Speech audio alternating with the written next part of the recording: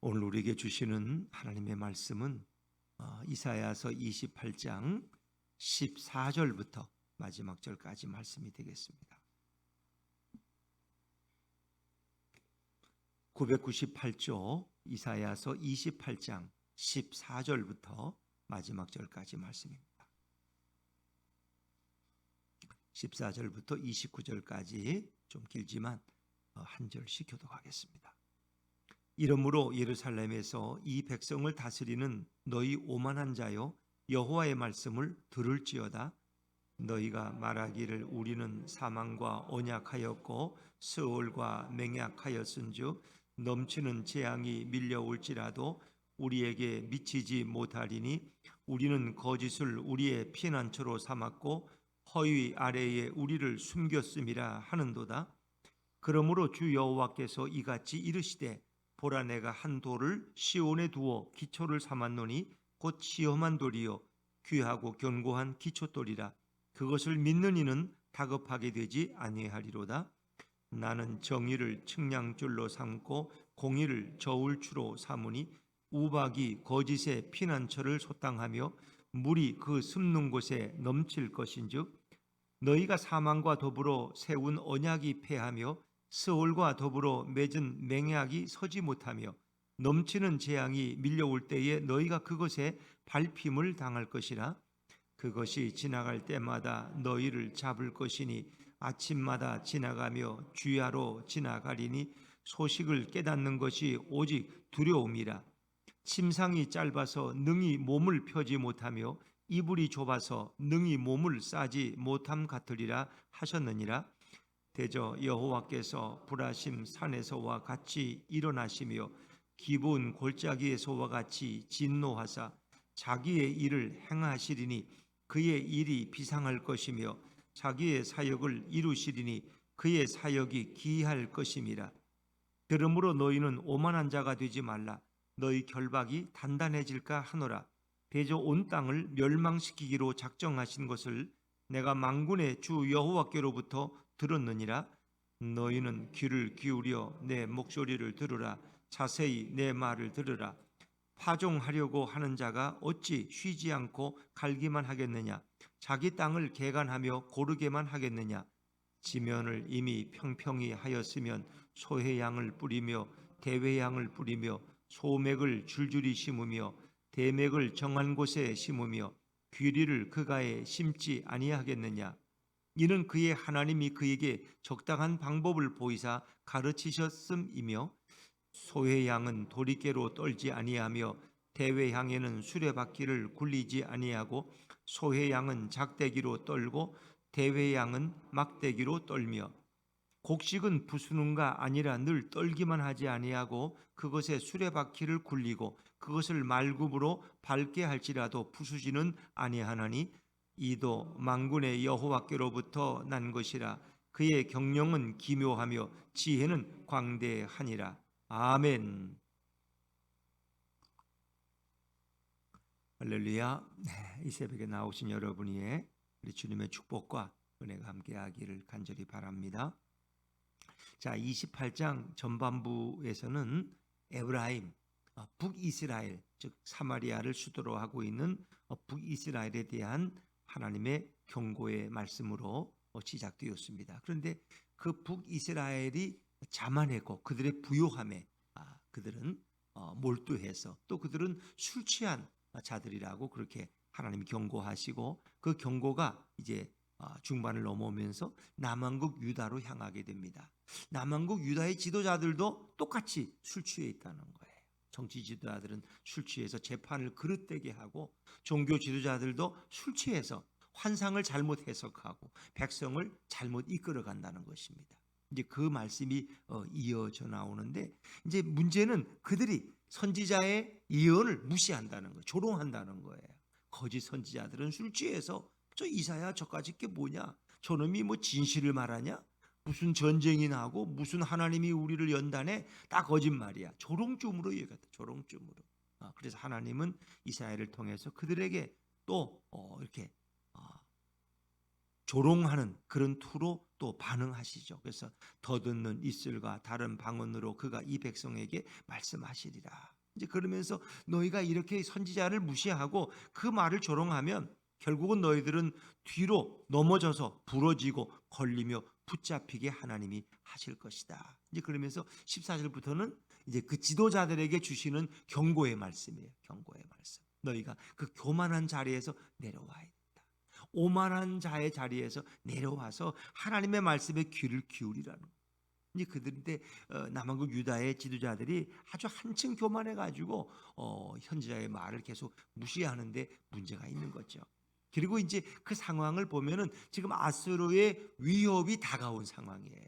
근데 아수르에서 자기들을 구하기 위해서 하나님을 의지하는 대신 누구를 의지하느냐?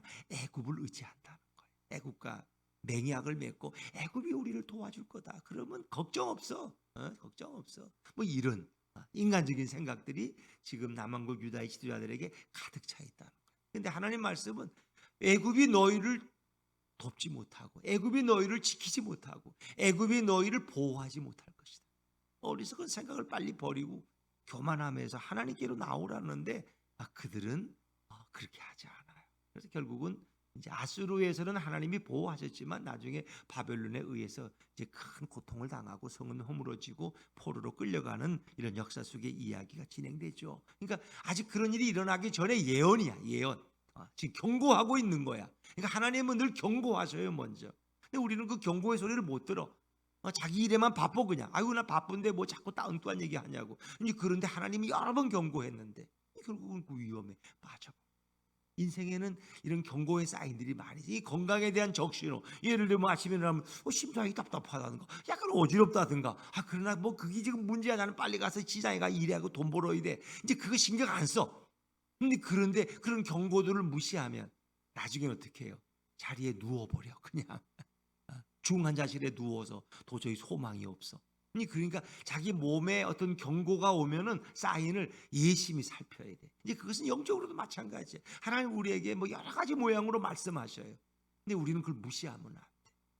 그거를 귀담아 들어야 돼. 그리고 나 자신을 살피고 주님 무슨 뜻입니까? 제가 어떻게 해야 됩니까? 늘 이렇게 되물어야 되는 거예요. 근데 남한국 유다나 이 북이스라엘은 어리석어서 하나님의 말씀, 특별히 이사야를 통해서 하시는 말씀을 다 조롱으로 알고 무시했다는 거예요. 소돔과 고모라 도성에 이제 불의 심판이 임하는데 뭐 아무리 얘기해도 롯의 사위들이 뭐래요? 조롱쯤으로, 농담쯤으로 여겼다. 장인의 말을 농담으로 여겼어. 결국 그들은 다 불에 타서 죽어버렸죠. 심판을 당하고. 그러니까 어찌 보면 인생은 그래. 하나님은 오늘도 이 역사 속에 말씀하시.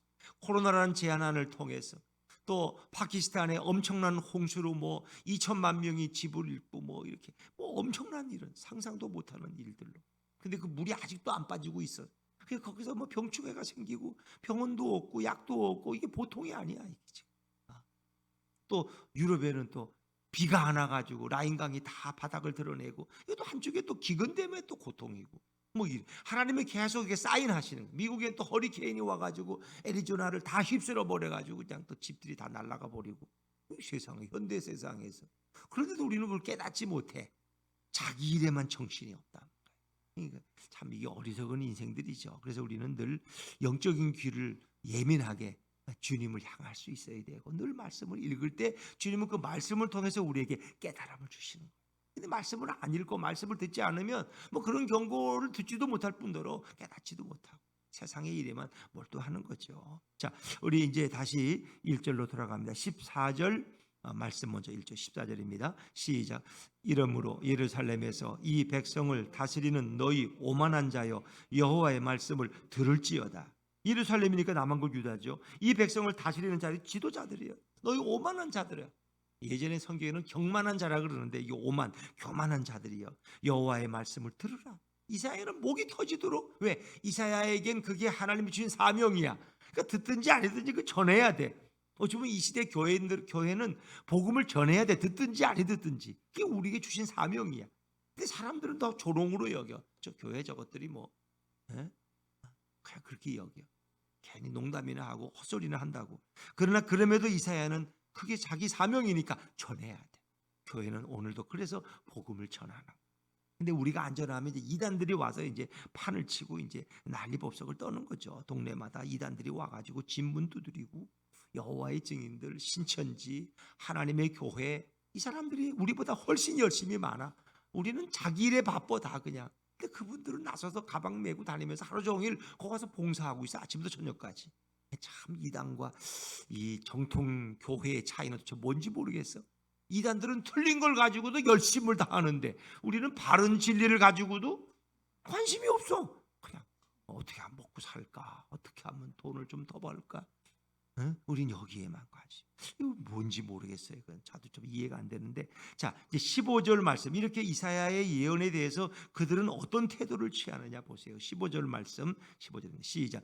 너희가 말하기를 우리는 사망과 언약하였고 스올과 맹약하였은즉 넘치는 재앙이 밀려올지라도 우리에게 미치지 못하리니 우리는 거짓을 우리의 피난처로 삼았고 허위 아래에 우리를 숨겼음이라 하는도다.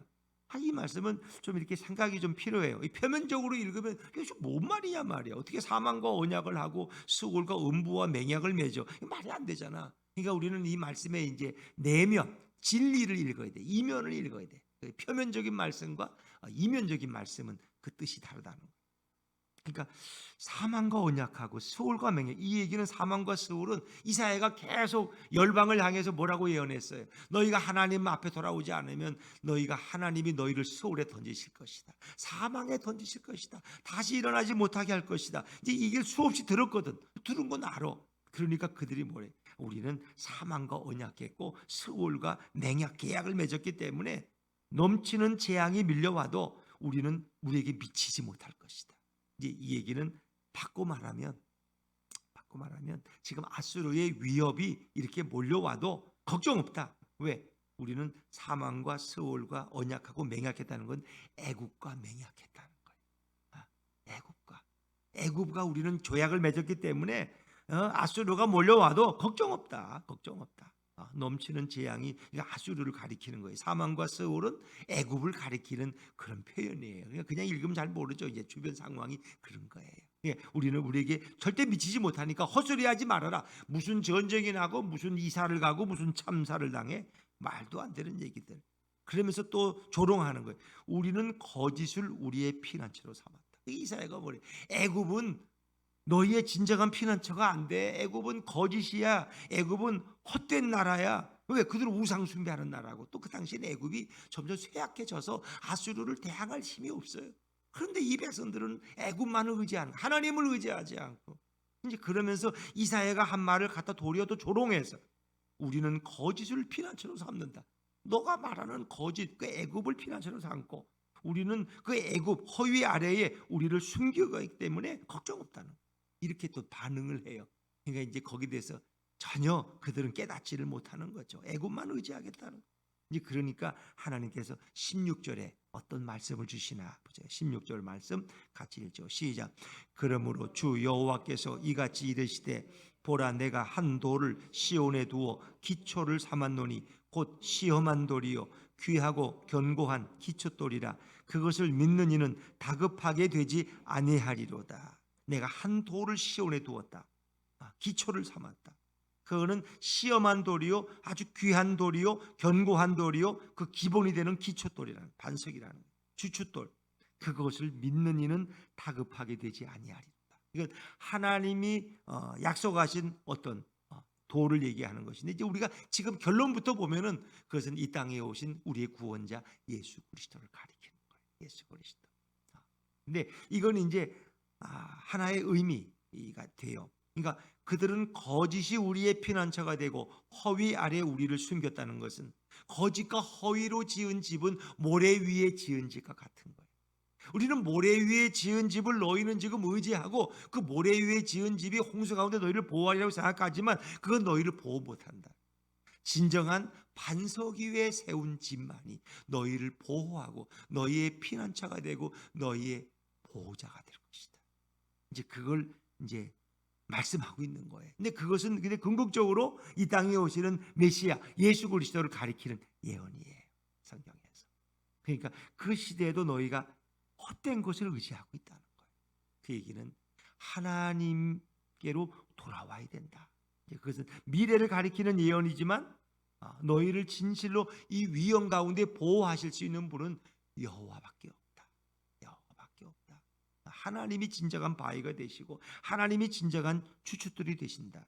그리고 여호와만을 의지하는 사람에게는 이런 위험 속에서도 당황하지 않을 것이다. 그 말씀이죠. 그래서 중요한 것은 이 말씀은 그 시대 사람들에게도 예언이 되지만 장차 우리들에게도 이것은 예수 그리스도를 가리키는 예언으로 우리에게 활용되고 있는 거죠. 그래서 로마서 9장 33절 사도 바울도 이 말씀을 인용했어요. 보라 내가 걸림돌과 거치는 바위로 시온에 두나니 그를 믿는 자는 부끄러움을 당하지 않을 것이다.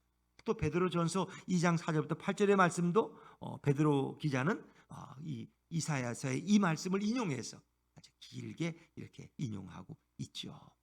그래서 이것은 예수 그리스도만이 우리의 구원이 되신다. 구원이 되신다. 그분만이 우리의 구원의 기준이 되신다고 말씀합니다. 애굽은 너희를 구원할 수 없다는 것. 애굽은 너희의 피난처가 될 수 없다는 것. 오직 주춧돌이시고 반석이 되신 예수님만이 너희를 보호할 수 있다. 사실 그 시대 사람들에게도 메시아를 설명하고 있는 메시아. 그를 의지하라. 그러면 구약의 사람들이 예수를 어떻게 알고 메시아를 어떻게 알고 그리스도를 어떻게 메시아라는 말은 그리스도거든요. 근데 구약의 사람들이 그리스도라는 말을 썼어요, 안 썼어요? 썼어요. 히브리서에 보면은 모세는 어떻게 해요? 모세는 그리스도를 위하여 받는 능력을 애굽의 왕궁의 그 부유함 영광보다 더 귀하게 여겨서 백성과 함께 고난받는 길을 택했다는 거예요. 그러니까 구약의 많은 믿음의 사람들은 하나님이 주신 우리의 구원자 메시아에 대해서 잘 알고 있었다는 거예요. 잘 알고 있었다. 그래서 그분을 의지해야 된다. 그분을 의지해. 그걸 알고 있었다는 거예요. 그분들은 그래서 다윗도 그리스도를 알았어요, 몰랐어요? 다윗의 시에 보면 그리스도에 대해서 메시아에 대해서 많이 나옵니다. 이미 그 그리스도를 알고 있었어요. 왜? 하나님이 그에게 계시해 주셨던 거예요. 그 시대 백성들도 마찬가지예요. 오늘 우리들에게 더 구체적으로 예수님이 이미 오셨기 때문에 우리에게 더 구체적으로 설명하고 있습니다. 진정 너희의 주춧돌이 되시고 반석이 되시고 너희를 보호할 구원자는 바로 그 기춧돌 대신 예수 그리스도밖에 없다는 걸 말씀하시죠. 이제 그분이 정의와 공의로 우리를 다스리실 거라. 17절 말씀, 17절입니다. 시작. 나는 정의를 측량줄로 삼고 공의를 저울추로 삼으니 우박이 거짓의 피난처를 소탕하며 물이 그 숨는 곳에 넘칠 것인즉. 그러니까 우박이나 이 물, 홍수가 일어나는 것은 이제 아수르의 그 공격으로 너희는 피하지 못한다는 거예요. 이제 하나님은 정의롭고 하나님은 공의로우신 분이야. 그러니까 이 남은국 유다가 이렇게 망하는 것은 뭐예요? 너희의 죄 때문에. 하나님은 공의로우시기 때문에 너희는 죄값을 받아야 된다는 거예요. 그렇기 때문에 아수르의 공격을 너희는 피할 수가 없다는 거예요. 궁극적으로는 바벨론이 너희들을 무너뜨릴 것이라는 거예요. 그래서 너희가 애국가 세운 그 사망과 스올의 맹약과 언약은 너희를 결코 지켜주지 못할 것이라는 거예요. 왜? 하나님은 공의로우시기 때문에. 그러니까 내 자식이 잘못해도 매를 때리는데 거기에 합당한 벌을 주는데, 그렇죠? 근데 어떻게 그걸 눈 감아 지나갈 수 있냐는 거예요. 근데 이제 우리가 새벽에 보다 보면 어떻게 했어요? 바벨론이나 아수르를 하나님이 이렇게 심판하시는 것보다는 자기 백성을 심판할 때는 적당히 견책하신다. 적당히 죽지 않을 정도로 연단시켜서 그들을 구원시키고 돌아오게 하는 게 하나님의 목적이야. 이제 그런 표현들이 있죠. 그래서 하나님은 진노 중에도 긍휼을 베푸시고 심판 중에도 인자를 베푸시는 하나님이시라는 거예요. 당신의 백성을 때리는 이유는 죽으라고 때리는 게 아니라 살라고 때리는 거예요. 회개하라고 때리는 거예요. 제정신 차리라고. 자, 그런데 이제 어떻게 해요? 그 모든 맹약은 다 헛될 것이고 결국 너희들은 아수르에 의해서 짓밟힘을 당할 것이다. 이제 이것은 사실 아수르보다는 바벨론에 해당되는 예언이 더 가까워요. 18절 말씀, 18절입니다. 시작. 너희가 사망과 더불어 세운 언약이 패하며 스올과 더불어 맺은 맹약이 서지 못하여 넘치는 재앙이 밀려올 때에 너희가 그것에게 밟힘을 당할 것이라. 집시적으로 넘치는 재앙은 아수르야. 아수르의 군대가 밀려오면 너희가 감당을 못한다. 다 짓밟힐 것이다. 그들의 말발굽 안에. 그래서 1차, 2차 때도 감당을 못해가지고 결국은 조공을 바치고 다시 이렇게 화친을 했고 아수르에 대해서 또 2차 때도 사실 감당을 못해서 했지만 기적적으로 하나님이 도와주신 거고, 그리고 마지막에 이제 바벨론에 의해서 짓밟힘을 당하죠. 그러니까 너희가 사망과 그 모든 인간적으로 강대국들을 의지한 모든 것들은 다 헛되게 돌아. 그 약속을 아무도 지킬 수가 없어. 왜? 그들은 지킬 능력이 없어. 오직 하나님만이 너희의 진정한 보호자가 되시는데, 그 남하고 유다의 지도자들은 술 취해가지고 자꾸 엉뚱한 강대국만 의지하고 있다는 거예요. 이거 불쌍한 얘기죠. 19절에 그것이 지나갈 때마다 너희를 잡을 것이니, 그것은 이 강대국들이 이 아수르 또 바벨론을 얘기하는 거예요. 아침마다 지나가며 주야로 지나가리니 소식을 깨닫는 것이 오직 두려움이라.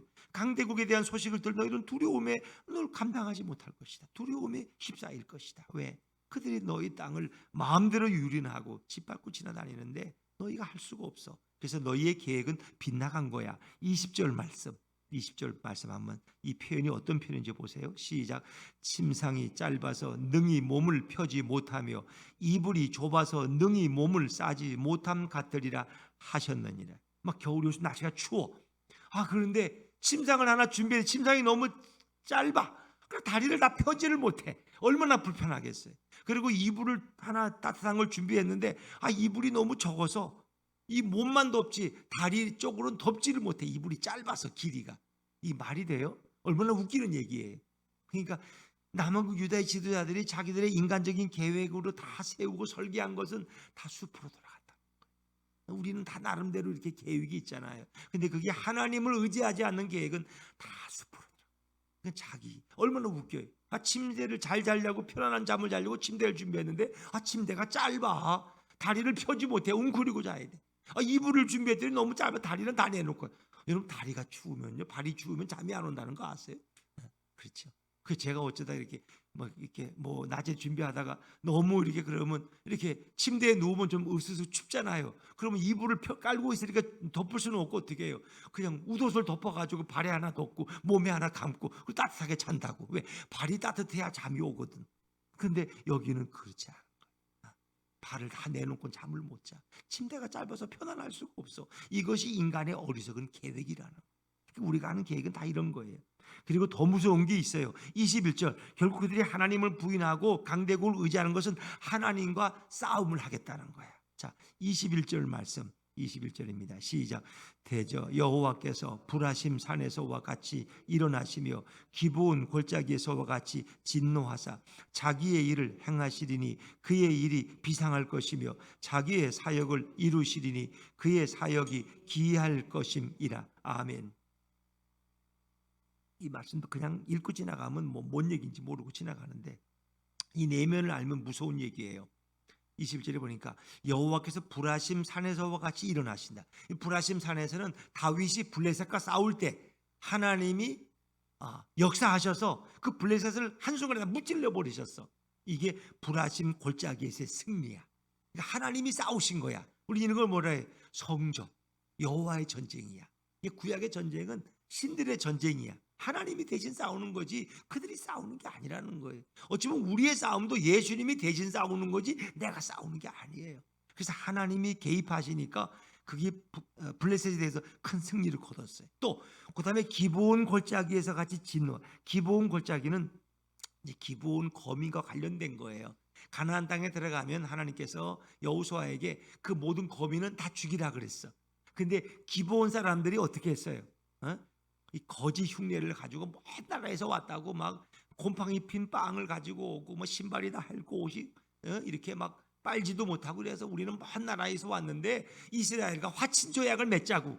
그러니까 여호수아가 속았어 그냥. 그래서 기브온 거민들과 화친 조약을 맺었어. 그리고 너희가 이제 우리의 장작도 패고 물도 길어오고 이렇게 우리를 돕는 자들이 되겠다고 이제 약속을 받았어. 근데 알고 보니까 기브온 거민들이 바로 옆 동네 사람들이야.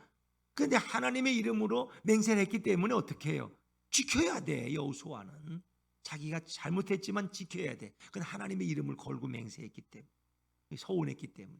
이제 그런데 그 가나안의 아모리 족속 5 왕들이 기브온 거민들이 나쁜 놈들이거든. 우리하고 힘을 합쳐서 이스라엘과 싸워야 되는데 이게 그냥 먼저 저렇게 저쪽에 넘어갔으니 이 나쁜 놈이야. 그래서 우리가 5 왕들이 모여가지고 저 기브온을 징벌하자.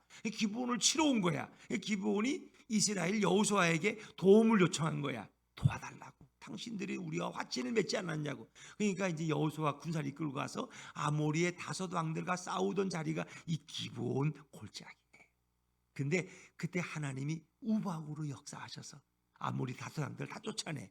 그리고 전쟁이 아직 안 끝났는데 뭐가 멈추는 기막힌 일이 일어나요? 있잖아요. 뭐가 멈췄어요? 기도했더니 태양이 멈춘 거야. 태양이. 그래가지고 전쟁이 끝난 거야. 그게 기브온 골짜기의 승리예요. 하나님이 진노하심으로 태양을 멈추게 하시고 우박을 내려서 그들을 쫓아내시는 거예요. 근데 이 얘기를 여기 왜 인용하느냐? 그때 일어나셨던 그 위대한 능력의 하나님이 너희와 싸우겠다는 거예요. 블레셋과 싸우는 게 아니고 아무리 다섯 왕과 싸우는 게 아니고 이스라엘 남왕국 유다와 싸우겠다는 거예요. 그러니까 너희가 나를 거부하는 건 나와 싸움을 거는 거야. 하나님과 싸워서 이길 자가 어디 있어요? 여러분이 하나님 싸워서 이기겠어요? 안 되는 거예요. 하나님을 부인하고 우상을 숭배하고 강대국 의지해봐야 아무것도 안 되는 거예요. 하루아침에 다 날아가는 거예요. 뭐 큰 기업도 공중분해되는 거 보면 순식간이잖아요. 순식간에 뭐 어떤 이유든 그건 얼마든지 이유는 상황이 만들 수 있어. 불황이 오든 뭐 정권의 미움을 받았건 저 부산에 뭐 그때 왕자평가 뭔가 하루아침에 날아가 버리잖아요. 왜? 그 대통령이 오라는데 알았거든. 청와대 그냥 날아갔어 그냥. 그러니까 그런 배경은 우리가 몰라. 어쨌든 간에 또 남북 경협하던 또 기업들이 얼마나 어려움을 많이 당해요. 그건 아무도 몰라. 그 배후에 하나님이 계시는데. 자, 그러니까 하나님과 싸워서 너희가 이기겠느냐? 그러니까 하나님이 친히 유다를 심판하시겠다는 거예요. 그래서 아수르를 통해서 하다가 다시 바벨론까지 불려서 하는 거죠. 이제 그런데 그들이 하나님을 부인하고 버티면 버틸수록 점점 더 힘들어진다는 거예요. 그게 뭐냐? 22절 말씀이에요. 22절 한번 읽어보죠. 22절 시작. 그러므로 너희는 오만한 자가 되지 말라. 너희 결박이 단단해질까 하노라. 대저 온 땅을 멸망시키기로 작정하신 것을 내가 만군의 주 여호와께로부터 들었느니라. 이사야가 이제 예언하는 거예요. 너희는 오만한 자가 되지 말라. 다시는 교만하지 말라는 거예요. 너희 결박이 단단. 결박이 더 얽어매지면 결박을 풀 수가 없어. 나중에 더 꽁꽁 매버려서 하나님의 포승줄이 너희를 더 얽어맨다는 거예요. 그리고 하나님은 이미 온 땅을 멸망시키기로 작정하셨다. 바벨론, 아수르 뭐 결국 북이스라엘, 남왕국 유다 다 멸망시키기로 작정하셨는데 너희가 하나님과 싸워서 이길 수 있느냐? 지금이라도 회개하고 돌아오라. 그게 너희가 살 길이라는 거예요. 그래서 아수르로부터 위협을 당할 때도 히스기야가 나와서 회개하고 막 하니까 하나님이 역병을 보내서 18만 5천 명을 다 무찌른 거고. 근데 거기서도 깨닫지를 못해. 나중에 히스기야가 왕도 또 교만해져 가지고 다른 나라 사신들이 오니까 창기 무기고를 보여주고 자랑하다가 결국 다 뺏기고. 히스기야도 이 어려움 당. 히스기야도. 그리고 그도 죽을 병이 들어가지고 자식이 없는데 죽을 병이 들어가지고 또 하나님 앞에 나가 눈물로 회개하고 벽을 향해서 통곡하잖아. 하나님도 자비를 베푸시죠. 그의 생명을 또 15년 연장시켜 주시고. 그렇죠. 이런 그림자 시계가 태양 시계가 뒤로 물러가고 이런 일들. 그러니까 하나님이 우리가 회개하면 자비를 베풀어 주셔. 그러나 계속 뻗치면은 하나님과 결국은 싸우는 존재가 되는 거예요. 자, 그리고 마지막 부분은 이제 이게 그 농부가 씨를 뿌리는 얘기예요. 뭐 길게 설명은 못하고 한번 이렇게 25절로 건너가서 읽어볼까요? 25절, 24절, 25절 같이 한번 읽죠. 시작. 파종하려고 가는 자가 어찌 쉬지 않고 갈기만 하겠느냐? 자기 땅을 개간하며 고르게만 하겠느냐? 지면을 이미 평평히 하였으면 소회향을 뿌리며 대회향을 뿌리며 소맥을 줄줄이 심으며 대맥을 정한 곳에 심으며 귀리를 그가에 심지 아니하겠느냐? 이게 농부가 씨를 뿌릴 때 방법이에요. 땅을 편편하게 하고 잘 다듬어서 거기에 소회향, 대회향. 이 소회향, 대회향은 아주 씨가 작은 거예요. 그리고 열매도 작고. 그리고 소맥, 대맥은 조금 열매가 커요. 밀이죠. 밀 농사를 얘기하는 거예요. 그리고 밀과 비슷한 귀리를 또 그 경계선에 심어서 이제 안에 것들을 보호하는 그런 지혜가 농부에게도 있다는 거예요. 근데 그것을 수확할 때 어떻게 떨 때, 가을에 추수할 때 어떻게 추수하냐는 거예요. 자, 그 말씀이 27절이 27절. 27절 같이 읽죠. 시작. 소의 양은 도래끼로 떨지 아니하며 대회 양에는 수레바퀴를 굴리지 아니하고 소의 양은 작대기로 떨고 대회 양은 막대기로 떨며. 이게 잘 이렇게 설명하는데 이제 깨 같은 거 집에서 이제 농사 지면 깨는 뭘로? 이 도리깨로 털어요? 아니면 작대기로? 작대기로. 왜? 씨가 작으니까 이렇게 애들 회초리 같은 걸로 털어도 다 털려. 그러나 이제 큰 거, 이 콩 같은 거는 뭐예요? 도리깨로. 또 더 큰 거는 어떻게 해요? 막 이렇게 마차가 왔다 갔다 하면서 수레바퀴로 막 이렇게 추수를 한다는 거예요. 이제 그 정도 지혜는 누구에게 있어요? 농부에게 다 있다는 거예요. 농부에게. 곡식은 부수는가 아니라 늘 떨기만 하지 아니하고 수레바퀴를 굴리고 그것을 말굽으로 밟게 할지라도 부수지는 아니하나니. 28. 수소하는 방법이 지혜야.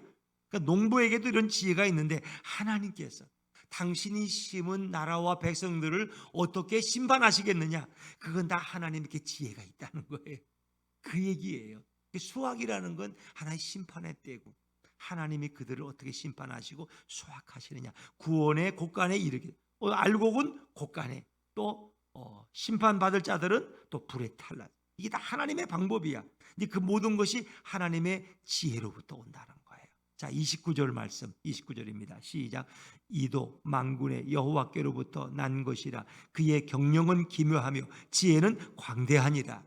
하나님의 경영은 기묘하고 그의 지혜는 누가 따를 자가 없어. 그러니까 너희가 하나님하고 대항해서 이길 수 있다 없다? 이길 수 없다는 거예요. 빨리 하나님께 돌아오라는 거예요. 어리석은 자들아, 이 교만한 자들아, 고집을 버리고 하나님께로 와야 돼. 그래야 살 길이 있어. 그 얘기예요.